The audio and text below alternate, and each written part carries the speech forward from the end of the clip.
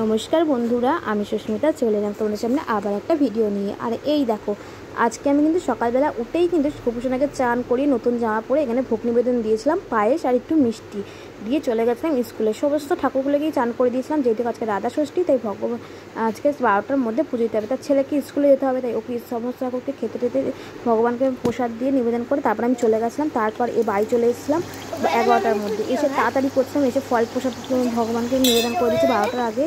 তারপর এখানে আমি লুচিটা তাড়াতাড়ি করে ভাজতাম, বেশি করতে পারিনি, অল্প করেই করেছি। আর লুচিগুলো পুরো পাঁপড় ভাজা হয়ে গেছে, তোমরা দেখেই বুঝতে পারছো বন্ধুরা।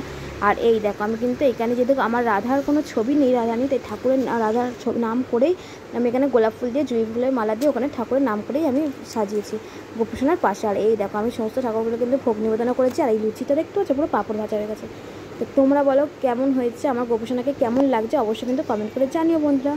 যদি ভালো লাগে লাইক কমেন্ট শেয়ার করে দিও। আর যারা আমার চ্যানেলটা নতুন দেখছো তারা প্লিজ বন্ধুরা সাবস্ক্রাইব করে দিও।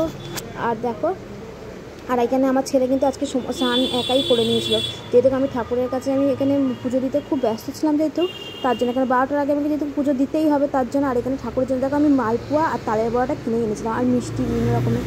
দেখো তোমরা কেমন, আমি যদি কোনো এখানে ভুল করে থাকি কোনো পুজো দিয়ে, তোমরা কিন্তু অবশ্যই কমেন্ট করে জানিও বন্ধুরা। তো না বললে আমি তো কিছু জানতে পারবো না, কেন এবছর আমি ফার্স্ট রাধা ষষ্ঠী করেছি, আমি সত্যিই জানতাম না। তো এই দেখো, সমস্ত ঠাকুরকে আমি পুজো দিয়ে তারপর আমি চলে গেছিলাম। আমার ছেলেও যদি চান করেছিল, ও খিদে পেয়ে গেছিলো, তো ওর জন্য ও আজকে লুচি খাবে, যেহেতু লুচি করেছিলাম, তাই ওর জন্য ওকেও কটা লুচি ভেজে দিয়েছিলাম। এই দেখো বন্ধুরা, তা ভিডিওটা কেমন লাগলো তোমরা অবশ্যই কমেন্ট করে জানিও বন্ধুরা। বাই বাই, দেখা হবে নেক্সট কোনো ভিডিওতে। ভালো থাকবেন, সুস্থ থাকবেন। আর ভিডিওটা আপডেট দিতে আমার প্রচণ্ড দেরি হয়ে গেছিলো।